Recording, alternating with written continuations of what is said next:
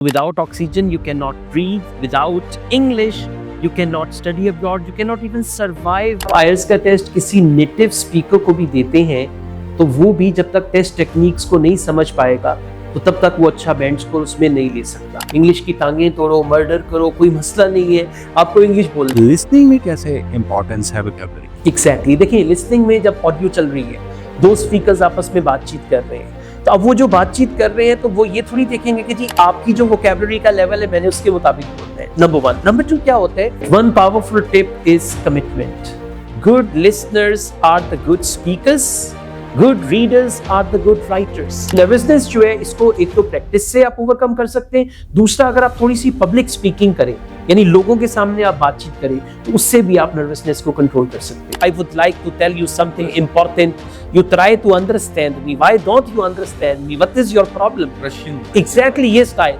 इस स्टाइल पे भी 8 बैंड आता है।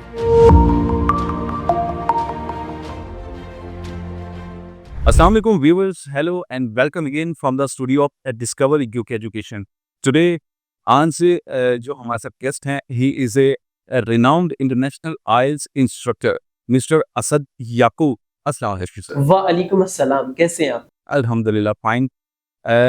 एक्चुअली ये पॉडकास्ट तो है discover UK education and no doubt to study in the UK you have to be very good in speaking, listening, writing, and all skills. So, first tell me the importance of English to study abroad. All right. I mean, if we talk about importance of English to study abroad, without English, you cannot study abroad. It is lifeline. It's like oxygen. So without oxygen, you cannot breathe. Without English, you cannot study abroad. You cannot even survive in those societies without English. जो students कहते हैं कि यार हमें ये आती है, हम टेस्ट दे लेंगे, उनको आप क्या रिकमेंड करेंगे? आई थिंक कि इंग्लिश आना, उसके बाद जब आप टेस्ट देते हैं उसमें टाइम बाउंडेड होते हैं, उसकी टेक्निक्स को समझना, there is a difference. So what you recommend to those students? Okay, देखिए जहाँ तक हम बात करते हैं इंग्लिश के टेस्ट की, तो जो top of the list test है वो आईएलटीएस का टेस्ट है। अगर आप आईएलटीएस का टेस्ट किसी नेटिव स्पीकर को भी देते हैं तो वो भी जब तक टेस्ट टेक्निक्स को नहीं समझ पाएगा तो तब तक वो अच्छा बैंड स्कोर उसमें नहीं ले सकता। अच्छा, अब हमारे यहाँ क्या है कि स्टूडेंट्स जो हैं, यंगस्टर्स जो हैं, वो मूवीज वगैरह देखते हैं, कुछ इंग्लिश सॉन्ग सुनते हैं और उसके बाद उनको लगता है कि उनको इंग्लिश आती है और वो उनको ये लगता है कि इंग्लिश में ग्रामर का कोई ताल्लुक नहीं है, इंग्लिश की टांगें तोड़ो, मर्डर करो, कोई मसला नहीं है, आपको इंग्लिश बोलना है। लेकिन जब आप बात करते हैं आईएलटीएस की या किसी भी इंटरनेशनल टेस्ट की, वहां पे आती है आपकी एकेडमिक इंग्लिश। एकेडमिक इंग्लिश में ग्रामर, वोकैबुलरी, प्रोनाउंसिएशन, फ्लुएंसी, इन सारी चीजों को देखा जाता है। मतलब अगर आप आईएलटीएस के मार्किंग क्राइटेरिया की बात करते हैं तो 25% मार्क्स इन चारों को आपको मिलते हैं। What are the common challenges students face while preparing for IELTS test? Common challenges मतलब फेस क्या करता है स्टूडेंट? ओके, आमतौर पे क्या होता है जब लिसनिंग से स्टूडेंट स्टार्ट लेता है तो जो इंग्लिश वो सुनता है ना, वो इंग्लिश उसने पहले नहीं सुनी होती। अगर तो एक हमारी आम सोसाइटी में है तो हम लोग जिस तरह से इंग्लिश बोलते हैं उसका स्टाइल इंटायरली डिफरेंट है। फिर मूवीज देखना एक अलग चीज है। तो आईएलटीएस में आपको सबसे पहले एकेडमिक इंग्लिश मिलती है, फिर आपको स्टैंडर्ड इंग्लिश मिलेगी और फिर जो आईएलटीएस के एक्सेंट्स हैं, मतलब जो उसकी प्रोनाउंसिएशन है, उसमें ऑस्ट्रेलियन भी है, कैनेडियन भी है, ब्रिटिश भी है, अमेरिकन भी है। बस बात ये है कि उसमें आयरिश एक्सेंट भी आ जाता है। You mean advanced English? It's not advanced English, it's just the dialect of English. कि फर्ज करें अब जो आईएलटीएस का ट्रांसक्रिप्ट होता है या ऑडियो स्क्रिप्ट होता है, अगर वो रिकॉर्ड हो रहा है, मैं अमेरिका से हूं, मैं वो इंग्लिश पढ़ रहा हूं, आप ब्रिटेन से हैं, आप वो इंग्लिश पढ़ रहे हैं, लैंग्वेज स्टैंडर्ड होगी, लैंग्वेज में फर्क नहीं होगा, लेकिन जो बोलने का स्टाइल है वो डिफरेंट होता है। तो शुरू में स्टूडेंट्स को लगता है कि जी मुझे तो ब्रिटिश इंग्लिश आती थी, ये अमेरिकन है इसलिए मुझे समझ नहीं आ रही। हालांकि ऐसा कुछ नहीं है। बॉटम लाइन ये है कि दे आर ऑल इंग्लिश। तो बेसिकली जब आप स्टार्ट लेते हैं तो ये एक चैलेंज आता है जिसको ग्रेजुअली आप सुन के फिर आपको समझ आ जाता है कि भाई ये क्या क्या रहे हैं। अगर मतलब वर्ड जैसे आमतौर पे यहाँ पे कहते हैं वाटर, वहां भी बोलेंगे वाटर वाटर। तो अब वो जब आप उसे सुन लेंगे और वो जो वर्ड्स आपको आते हैं उनको जब आप एक फर्स्ट सुन लेते हैं ब्रिटिश एक्सेंट में तो फिर आपको समझ आ जाती है कि भाई कोई मसला नहीं। Okay, Mr. Asad, how much vocabulary is important? All right, लेकिन जहां तक वोकैबुलरी का ताल्लुक है, मेरे ख्याल से अगर हम लैंग्वेज को 4 पार्ट्स में डिवाइड करते हैं जैसा कि आईएलटीएस ने किया हुआ है, तो उन 4 पार्ट्स में से 25% रोल जो है वो वोकैबुलरी का है, क्योंकि स्पीकिंग में और राइटिंग में वर्ड चॉइस जो है वो आपकी अपनी है। अगर मैं इंग्लिश बोलता हूं तो मैंने जो वर्ड्स यूज करने हैं वो मेरी चॉइस है, लेकिन रीडिंग में और उसके बाद लिसनिंग में वर्ड चॉइस आपकी नहीं है। अब जो रीडिंग में आपने पैसेज पढ़ा है, अब उस पैसेज में जो वर्ड्स हैं अगर तो वो आपको आते हैं तो आपको पैसेज समझ आएगा। तो लिसनिंग और रीडिंग के लिए आपकी वोकैब्युलरी बहुत अच्छी होनी चाहिए। राइटिंग और स्पीकिंग में जो आपकी पर्सनल वोकैब्युलरी है उसको थोड़ा सा इंप्रूव करके आप काम चला सकते हैं। अच्छा, वोकैब्युलरी स्पीकिंग में तो समझ में आता है, स्पीकिंग में वोकैब्युलरी इंपॉर्टेंट है, राइटिंग में, लिसनिंग में कैसे इंपॉर्टेंस है वोकैब्युलरी की? एग्जैक्टली देखिए, लिसनिंग में जब ऑडियो चल रही है, दो स्पीकर्स आपस में बातचीत कर रहे हैं, तो अब वो जो बातचीत कर रहे हैं तो वो ये थोड़ी देखेंगे कि जी आपकी जो वोकैब्युलरी का लेवल है मैंने उसके मुताबिक बोलना है। Number one. नंबर टू, क्या होता है, लिसनिंग के 4 सेक्शंस हैं। बेसिकली ये 4 सेक्शंस नहीं है, ये 4 लेवल्स हैं इंग्लिश के। सबसे पहले जो लेवल है वो बेसिक है, वहां पे वो चेक करते हैं आपको टेलीफोन नंबर समझ आ रहा है, आपको किसी का एड्रेस समझ आ रहा है, आपको किसी चीज का कलर समझ आ रहा है। ये पार्ट 1 में होता है। जो ही आप पार्ट 2 पे आते हैं वहां पे भी सोशल सिचुएशन है, डायलॉग, वहां पे बस का जो है एक बंदा बात कर रहा है। फिर जैसे आप पार्ट 3 पे आते हैं, part 3 is educational, part 4 is also educational. तो पार्ट 3 और पार्ट 4 में जब एडवांस्ड इंग्लिश आती है तो जो वो लैंग्वेज बोल रहे हैं उसमें एडवांस्ड वर्ड्स होते हैं। तो अगर तो आपको वो वर्ड्स आएंगे तो आप समझ पाएंगे, अगर नहीं आएंगे, बात का क्या होता है, अब फर्ज करें सेंटेंस में जो मेन वर्ड होते हैं वो 3 होते हैं, उसमें वर्ब होता है, उसमें एडजेक्टिव होता है, उसमें नाउन होता है। तो अगर आपको नाउन वर्ब एडजेक्टिव ही समझ नहीं आया तो आप उस सेंटेंस को कैसे समझ वो आप अंडरस्टैंड ही नहीं कर पाए।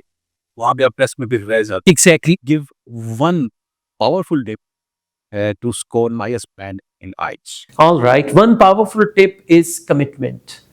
That's it. कमिटमेंट जो है ना वो हर चीज को बीट करती है। अगर आप कमिटेड हैं, जैसे आप कमिटेड होंगे आप खुद से रिसोर्सफुल हो जाएंगे। What do you recommend, self study or coaching? Okay, it depends. अब देखना ये है कि if you are good at teaching yourself, क्या आपको लगता है कि मैं खुद को पढ़ा सकता हूँ, क्योंकि एक कोटेशन है जो मैंने सीखी थी और कोटेशन है, you are the best teacher of yourself. ठीक है, तो अगर आपको लगता है कि मैं खुद से अपना टाइम टेबल मैनेज कर सकता हूं, मैं अपनी रिस्पॉन्सिबिलिटी खुद ले सकता हूं, मुझे किसी की जरूरत नहीं है कि कोई मुझे आके पुश करे एंड ऑल दैट, तो आप on your own you can just do preparation. लेकिन अगर आपकी इंग्लिश का लेवल भी अप टू द मार्क नहीं है, यानी टारगेट बैंड आपका 6 है और आपकी इंग्लिश का लेवल बैंड 4 पे है, तो इस केस में आपको डेफिनेटली किसी भी कोचिंग सेंटर को ज्वाइन करना चाहिए। और उसके अलावा अगर आपको लगता है कि नहीं, कोई फिजिकल क्लास हो जहां पे मैं जाके बैठूं, रोज के रोज टीचर मुझसे पूछें कि भाई आज क्या किया, मुझसे वो लिसनिंग करवाएं, रीडिंग करवाएं, तो इस केस में जो है coaching centres they are the best. Okay, अगर किसी के इंग्लिश का लेवल अच्छा भी है तो आई थिंक उसको कोचिंग जाना चाहिए, क्योंकि वो सेल्फ स्टडी अगर करता है तो वो टेक्निक्स और टिप्स कैसे उसको पता चल। हाँ जी, टिप्स और टेक्निक्स के लिए माशाल्लाह यूट्यूब जिंदाबाद। यूट्यूब अवेलेबल है, वहां पे आपको हर तरह की टिप्स मिलेंगी, हर तरह की टेक्निक्स मिलेंगी, वहां पे बहुत सारी वीडियोस हैं तो आप उनको देख सकते हैं। लेकिन अदरवाइज अगर आप कोचिंग सेंटर जाना चाहें तो that is even better. Okay, मुझे ये भी बताइएगा कि what is task 1 and task 2 in writing? All right, writing को हम डिवाइड करते हैं 2 अलग अलग मॉड्यूल्स में, एक एकेडमिक और एक general training. Academic writing task 1 जो है वो रिपोर्ट राइटिंग है, और हमारे पास 4 तरह की रिपोर्ट्स हैं। आमतौर पे स्टूडेंट्स को नहीं पता होता, उन्हें ये होता है कि अच्छा रिपोर्ट लिखनी है। 4 तरह की रिपोर्ट्स हैं। एक है ग्राफ विद ट्रेंड, उसमें क्या होता है, आपको ईयर्स दिए होते हैं and there are changes over time, इसको बोलते हैं graph with the trend. Second है हमारे पास कंपैरेटिव ग्राफ, इसमें क्या होता है, हमें कंपैरिजन करना होता है, यानी फर्ज करें 3 बेकरीज की सेल्स किसी भी प्रोडक्ट को लेके, अब हम इसको कंपेयर करेंगे कि इस बेकरी का ये प्रोडक्ट ज्यादा बिका, इस बेकरी का कम बिका, इसको कहते हैं कंपैरेटिव ग्राफ। तीसरे नंबर पे है प्रोसेस डायग्राम, उसमें आपको एक डायग्राम दी होगी, फर्ज करें वाटर जो है वो एवेपोरेट करता है, क्लाउड्स बनते हैं, क्लाउड्स बनने के बाद रेन होती है, रेन वाटर को क्लीन किया जाता है, फिर उसको यूज में लाया जाता है, पूरी एक डायग्राम दी होगी। ये 3rd टास्क है रिपोर्ट राइटिंग में। और लास्ट है 4th टास्क, बहुत इंटरेस्टिंग सा, और वो है मैप्स। आपको 2 मैप्स दिए होंगे, किसी एक टाउन के, सिटी के, एक पास्ट का होगा एक प्रेजेंट का होगा, या दोनों पास्ट के होंगे, तो उसमें जो चेंजेस हैं आपने उनको स्पॉट करना है और 150 वर्ड्स की आपने रिपोर्ट लिखनी है। ये तो हो गया academic writing task 1। General training writing task 1 इंतहाई आसान है, आपने एक लेसन लिखना है। टास्क 1 के 4 लेवल्स थे। ये 4 टास्क 1 के 4 में से कोई एक आ सकता है, Okay. मतलब चारों नहीं आएंगे, मतलब आप समझ लें कि 4 चीजें हैं, 4 में से कोई एक आ सकता है। तो इसी तरह लेटर राइटिंग में 3 तरह के लेटर्स है, फॉर्मल, सेमी फॉर्मल, इनफॉर्मल। और फिर जब हम एसे की बात करते हैं तो एसे की भी कोई 4-5 टाइप्स है। मोस्ट इंपॉर्टेंटली ओपिनियन एसे, देन डिस्कशन एसे, देन प्रॉब्लम सॉल्यूशन एसे, एडवांटेजेस डिसएडवांटेजेस ऐसे, एंड डबल क्वेश्चन ऐसे, जिसमें 2 क्वेश्चंस वो करते हैं। उन 2 क्वेश्चंस को आपने 2 बॉडी पैराग्राफ में आंसर करना होता है। तो मेनली ये आपका पूरा राइटिंग टास्क है। जहां तक टिप्स का ताल्लुक है, मेरे ख्याल से अगर आप ये ज़हन में बिठा लेना, good listeners are the good speakers, good readers are the good writers. Very well. ठीक हो गया ना? तो गुड रीडर्स। अब और फिर एक चीज और है, मैंने अक्सर देखा है जो लोग शायर बनते हैं वो क्या करते हैं, शायरी की किताबें पढ़ते हैं। किताबें पढ़ते पढ़ते एक दिन काम कुछ और कर रहे होते हैं, शेर बन जाता है। उसके बाद उनकी शायरी अपनी स्टार्ट हो जाती है। Good readers are the good speakers. Exactly, good listeners are the good speakers and good readers are the good writers. तो अगर आपने ऐसे लिखना है, रोज के 4-5 ऐसे पढ़ें, एक उनमें से रीराइट करें। आप देखिए विद इन 20-30 डेज आपकी राइटिंग का लेवल बहुत ऊपर चला जाएगा। ये तो होगी राइटिंग की बात ना। अब जो सबसे ज्यादा हर्डल स्टूडेंट्स को जो हमने जनरलाइज किया फेस आती है वो स्पीकिंग में आती है। और मेन चैलेंज क्या होता है? नर्वसनेस। ठीक है, इंग्लिश आती है but on that day they get nervous. Exactly. How to overcome? How they can overcome their nervousness? बिल्कुल ठीक है। अभी कल मेरी आइल्स मास्टर क्लास थी और उस मास्टर क्लास में एक स्टूडेंट ने कहा कि सर पता नहीं आपके सामने आके मुझे क्या हो जाता है, वरना घर पे जब मैं चैट जीपीटी पे स्पीकिंग की प्रैक्टिस कर रहा होता हूँ मैं इतने अच्छे आंसर करता हूँ और चैट जीपीटी मुझे बहुत अच्छा स्कोर भी देती है, लेकिन आपके सामने मैं नहीं बोल पाता। तो मैंने कहा आपका जो एक्चुअल एग्जाम होना है वो चैट जीपीटी ने नहीं लेना, एक्चुअल एग्जाम एग्जामिनर ने लेना है। तो सबसे पहली चीज ये है कि अपने आप को जो रियल एग्जामिनेशन इन्वायरमेंट है उसमें प्रैक्टिस करें। अब देखिए आप और मैं यहाँ पे बैठे हुए, ठीक है। अब मैंने अगर स्पीकिंग की प्रैक्टिस करनी है, मैं आपसे कहता हूं जी मैंने स्पीकिंग की प्रैक्टिस करनी है, ये बुक है, आप मुझसे क्वेश्चंस करें, मैं आपको आंसर करता हूं। जब मैं आपको आंसर करूंगा, you are a human being, examiner भी एक ह्यूमन बीइंग है। तो जिस तरह से मैं प्रैक्टिस कर रहा हूं, अगर उसी तरह स्टूडेंट्स क्या करते हैं, खुद ही से प्रैक्टिस कर रहे होते हैं स्पीकिंग की। क्वेश्चन पढ़ा और हमारे यहाँ वो हमें रट्टा नहीं छोड़ता कभी भी। हम लोग समझते हैं कि शायद अगर हमने स्पीकिंग के आंसर्स याद कर लिए, कोई 20 एसेज याद कर लिए तो हमारा अच्छा बेंच स्कोर आ जाएगा, ऐसा नहीं है। तो स्पीकिंग में जो नर्वसनेस होती है वो आपकी अपनी क्रिएट की होती है। मतलब आप खुद से जब चीजों को अपने नर्व्स पे लेते हैं, आपको अच्छा एग्जामिनर क्या कर। हालांकि स्पीकिंग के एग्जामिनर्स बहुत फ्रेंडली हैं, बहुत फ्रेंडली है। वो सबसे पहले आपको काम डाउन करते हैं, आपको बिठाते हैं, आपको पूछते हैं are you okay, shall we start the test, उसके बाद वो टेस्ट स्टार्ट करते हैं। तो ये नर्वसनेस जो है इसको एक तो प्रैक्टिस से आप ओवरकम कर सकते हैं, दूसरा अगर आप थोड़ी सी पब्लिक स्पीकिंग करें, यानी लोगों के सामने आप बातचीत करें, तो उससे भी आप नर्वसनेस को कंट्रोल कर सकते हैं। Okay, I think lack of confidence is a cause of nervousness. It may be, why not, exactly. तो कॉन्फिडेंस क्या है? कॉन्फिडेंस ट्रस्ट है ना, कि आपको अपनी एबिलिटीज पे ट्रस्ट है तो आप कॉन्फिडेंट है, आपको अपनी एबिलिटीज पे ट्रस्ट नहीं है तो आप कॉन्फिडेंट नहीं है। तो जब एक दफा आपको ये होगा कि जो मैं इंग्लिश बोल रहा हूँ मैं सही बोल रहा हूँ और मैं बोल सकता हूँ, जब आपको ये अपने ऊपर एक एतबार आपका आ जाएगा तो फिर आपको नर्वसनेस नहीं रहेगी। और आपने दूसरी बात की प्रैक्टिस की ना, practice I think practice makes a man perfect. Absolutely, exactly.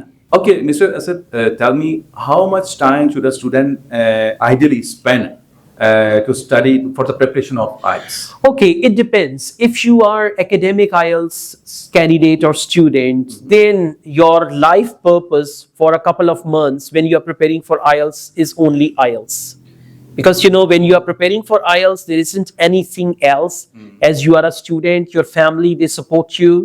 And even they give you ample time for preparation. So I think you need to make your daily routine, और आपकी जो daily routine है उसमें सबसे पहले start करें listening से।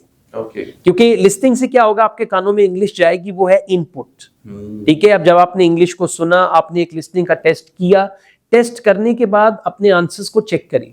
उसके बाद जो आपके आंसर्स सही हैं उस पर खुद को शाबाश दें, और जो आंसर्स गलत हैं उस पे अपने आप को सजा दे। सजा ये दें, उन आंसर्स को चेक करें कि मेरा 1 2 3 4 ठीक है, नंबर 5 रॉन्ग है। अब नंबर 5 पे ऑडियो को ड्रैग करके वापस लाएं, ऑडियो को दोबारा सुने, देखें मैंने जो आंसर लिखा था वो कुछ और था, जो बुक के एंड पे आंसर दिया हुआ है वो कुछ और है। फिर उसको रियलाइज करें कि हाँ ये मेरी मिस्टेक हुई। तो लिसनिंग से स्टार्ट करें, लिसनिंग के बाद आप रीडिंग कर सकते हैं, और ये वो ऑर्डर है जो एक्चुअल एग्जाम में भी है। मतलब मैं ये चाह रहा हूं कि जब स्टूडेंट्स प्रिपेयर करें खुद को तो इसी ऑर्डर में प्रिपेयर करें। सबसे पहले लिसनिंग करें, उसके बाद रीडिंग का एक टेस्ट करें, और जब आप रीडिंग का टेस्ट करें खुद को टाइम बाउंड रख के करें, कि मैंने 1 आवर में रीडिंग का टेस्ट खत्म कर रहे हैं। उसके बाद अपने आंसर्स चेक करें, देखिए आउट ऑफ 40 कितने आंसर्स ठीक हैं। फर्ज करें आपके 28 आंसर्स राइट हैं, 12 आंसर्स रॉन्ग है। अब उनको इन्वेस्टिगेट करें कि ये आंसर्स रॉन्ग क्यों है, राइट आंसर ट्रू है, मेरा आंसर फॉल्स है, क्यों। अब मैं जाके इन्वेस्टिगेट करूंगा, देखूंगा कि मैंने फॉल्स क्यों लिखा और ट्रू क्यों है आंसर। तो इस तरह से करें। उसके बाद राइटिंग में मैं ये रेकमेंड करूंगा कि दिन में वो 3-4 एसेस पढ़ें और डिसाइड कर लें, आज मैंने ओपिनियन ऐसे पढ़ना है, आज मैंने डिस्कशन पढ़ना है, आज मैंने प्रॉब्लम सॉल्यूशन पढ़ना है। 3-4 एसेस को पढ़ने के बाद उन्हीं में से एक ऐसे सिलेक्ट करें और उसको रिप्रोड्यूस करें। वहां से जो आपने वोकैबुलरी सीखी, जो आइडियाज आपने वहां से सीखे, उसी टॉपिक पे खुद से ऐसे लिखने की कोशिश करें। और फाइनली स्पीकिंग, और एक्चुअल एग्जाम में भी आपका स्पीकिंग या पहले होता है या बाद में होता है। स्पीकिंग के 3 पार्ट्स हैं और मैं स्टूडेंट्स को ये कहता हूं कि पार्ट 1 में आमतौर पे हमारे पास कोई 200-250 टॉपिक्स हैं जो आपको कैम्ब्रिज आइल्स की बुक्स में मिल जाएंगे और रिपीटेडली वो टॉपिक्स एग्जाम में आते हैं। तो कम से कम 10 टॉपिक्स स्पीकिंग पार्ट 1 के प्रैक्टिस करें और जो पार्ट 2 है क्यू कार्ड उसको हम कहते हैं, और वो तकरीबन 120 के करीब क्यू कार्ड से एग्जामिनर उन्हीं को रिपीट करते हैं। तो उनमें से आप 5 cue cards per day practice करें और उसके साथ पार्ट 3 के क्वेश्चंस आप प्रैक्टिस करें। और ये जो आपका टाइम है, आप लिस्टिंग के बाद थोड़ा सा ब्रेक ले लें, फिर रीडिंग करें, फिर थोड़ा सा ब्रेक ले लें, और अगर आपके पास ज्यादा टाइम है तो आप इस सारे को रिपीट करें, यानी listing, reading, writing, speaking, and again morning में ये चारों कर लें और इवनिंग में फिर दोबारा लिस्टिंग, रीडिंग, राइटिंग रिपीट करें। एग्जैक्टली। Okay, wonderful. अगर इसी पे काम किया है तो मेरा ख्याल है हर बंदा एटलीस्ट 7 क्रॉस कर सकता है। व्हाई नॉट, बिल्कुल कर सकते हैं। तो बिल्कुल जो एक वो बनाया हुआ है एक बड़ा सा पहाड़, आइल्स पता नहीं क्या बला है। बिल्कुल। तो इस हिसाब से तो कोई भी आइल्स को कर सकता है। मैंने वही आपको बताया ना, कमिटमेंट, कि जब आप कमिटेड हो जाते हैं ना, और फिर जब फॉरेन कंट्री आपका एक गोल बन जाता है कि मैंने यूके जाना ही जाना है, कुछ भी हो जाए अगले महीने मैंने यूके से सेल्फी अपलोड करनी है, तो फिर आपको चीजें आसान लगती हैं। और दूसरी चीज बड़ी अच्छी आपने बताई कि सेल्फ अकाउंटेबिलिटी। हाँ जी, बिल्कुल। कि अपनी आपको लग रहा है गलत है, उसको अपने आप को खुद ही एग्जैक्टली। ओके, आपका एक्सेंट बहुत अच्छा है, थैंक यू। तो इसके लिए क्या टिप देंगे आप? अच्छा, आईएलटीएस में एक्सेंट इंपॉर्टेंट नहीं है, एक्सेंट का कोई मार्किंग क्राइटेरिया नहीं है, लेकिन आईएलटीएस में प्रोनाउंसिएशन का मार्किंग क्राइटेरिया है कि जिस तरह से आप वर्ड्स को प्रोनाउंस करते हैं उसका मार्किंग क्राइटेरिया है। अब मैंने देखा, मेरी एक स्टूडेंट थी चाइना से, she got 8 band in speaking, और वो इंग्लिश बोल रही थी चाइनीज स्टाइल में। मतलब जो चाइनीज स्टाइल होता है ना इंग्लिश बोलने का, जैसे अगर कोई अरब है वो इंग्लिश बोले, I would like to tell you something important, you try to understand me, why don't you understand me, what is your problem. Russian. Exactly ये स्टाइल, इस स्टाइल पे भी 8 बैंड आता है, 8.5 बैंड आता है। हाँ, डज नॉट मैटर। वो ये देखते हैं कि आप क्लियरली बोल रहे हैं, ठीक है, आपकी बात समझ आ रही है। तो वापस आते हैं क्वेश्चन पे कि प्रोनाउंसिएशन को कैसे इंप्रूव करना है। अगेन, आईएलटीएस की जो लिसनिंग है, अगर आप उसको ध्यान से सुनते हैं, उस एक्सेंट को अपने अंदर एब्जॉर्ब करते हैं और फिर उस एक्सेंट के मुताबिक आप रिएक्ट करते हैं, तो ऑटोमेटिकली लिसनिंग करते करते करते आपको पता भी नहीं चलेगा, आपका एक्सेंट बेहतर हो जाएगा। वैसे तो जो एक बाप होता है उसको अपने चारों बेटे अजीज होते हैं, बिल्कुल ऐसे ही, फर्क नहीं होता। लेकिन आप क्या रिकमेंड करेंगे? रिकमेंड नहीं बल्कि आप क्या कहेंगे कि चारों स्किल्स में से which skills is most powerful? All right, देखिए आईएलटीएस की जो 4 स्किल्स हैं, अगर तो आप पावरफुल की बात करें कि इसका फायदा क्या होगा जब आप इंग्लिश स्पीकिंग कंट्री में चले जाएंगे, तो वो है स्पीकिंग। कि जब आपने फर्ज करें आप यूके चले गए, तो पहले दिन जब आप यूके में बाहर निकलेंगे घर से, तो आपने जो बात करनी है वो आपने इंग्लिश में बात करनी है। तो मोस्ट पावरफुल जो है इसमें वो आपकी स्पीकिंग है। उसके बाद है लिसनिंग। जब तक आप लोगों को समझेंगे नहीं, आप बोल नहीं सकते। तो सेकंड नंबर पे आपकी लिसनिंग आएगी, और फिर रीडिंग और राइटिंग वैसे भी एकेडमिक है, वो जब आप यूनिवर्सिटी में जाएंगे, आप स्टडी करेंगे वहां पे आपको रीडिंग और राइटिंग की जरूरत होगी। तो मेरे ख्याल से इन चारों में जो सबसे यूजफुल स्किल है, सबसे पावरफुल है, वो नंबर 1 पे स्पीकिंग, नंबर 2 पे लिसनिंग। और आई थिंक स्पीकिंग में ही सबसे ज्यादा स्टूडेंट्स लैग करते हैं। हाँ जी, लैग करते हैं। क्यों लैग करते हैं? क्योंकि उन्होंने अपने ऊपर खौफ तारी किया होता है। अब फर्ज करें ना, मैं आपसे कहूँ इस कमरे से बाहर अगर आप जाएंगे तो वहां पे एक जिन बैठा है जो आपको खा जाएगा। अब जिन नहीं है, लेकिन आपको मैंने यकीन करवा दिया कि जिन बैठा हुआ है, तो आपको डर लगेगा। बिल्कुल ऐसे ही इंग्लिश का डर है। स्टूडेंट्स को होता है कि मैं इंग्लिश बोलूंगा मेरी जबान फिसल जाएगी, हाथ कांपेंगे, ठंडे पसीने आएंगे, लेकिन जब वो प्रैक्टिस करते हैं ऑल टुगेदर बेहतर हो जाता है। Okay, fine, wonderful. Okay, in the last, give a fruitful advice to the student for their future. Okay. And some tips. All right. On your side. All right. देखिए, 2 चीजें हैं। Advice ये है कि IELTS is all about your life. मतलब IELTS जो है वो ये नहीं है कि एक छोटी सी चीज है, और इससे आपकी लाइफ चेंज होने वाली है। मतलब अगर आप आयल्स कर लेते हैं, डिजायर्ड बैंड ले लेते हैं, यू हैव नो आइडिया, आपका कंट्री चेंज हो जाएगा, आपकी पॉकेट में करेंसी चेंज हो जाएगी, आपका लाइफस्टाइल चेंज हो जाएगा, आपका रहना सहना सब कुछ तब्दील हो जाएगा, और वो जो चेंज आएगी वो पॉजिटिव चेंज होगी। तो इसके लिए एफर्ट करें। दूसरे नंबर पे मैं ये कहता हूँ स्टूडेंट्स को कि IELTS is not a life time commitment.